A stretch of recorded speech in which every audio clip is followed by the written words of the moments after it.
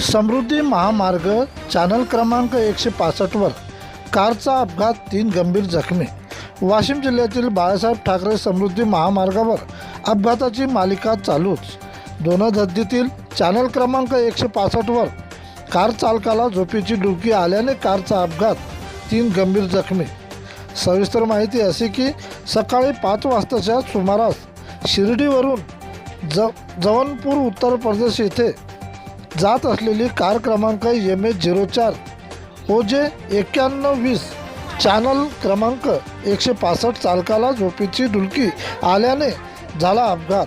यामध्ये जखमी म्हणून हिरालाल गुप्ता वय 49, भोला जयस्वाल वय 48, पिंटू मालिक वय 39 वर्ष, सर्व राहणार जौनपूर उत्तर प्रदेश. या अपघाताची माहिती मिळताच रुग्णवाहिका 108 पायलट आतिश चव्हाण, डॉक्टर गणेश हे घटनास्थळी दाखल होऊन जखमीला उपजिल्हा रुग्णालय कारंजा येथे दाखल करून वैद्यकीय अधिकारी डॉक्टर फसाटे यांनी प्रथम उपचार केले.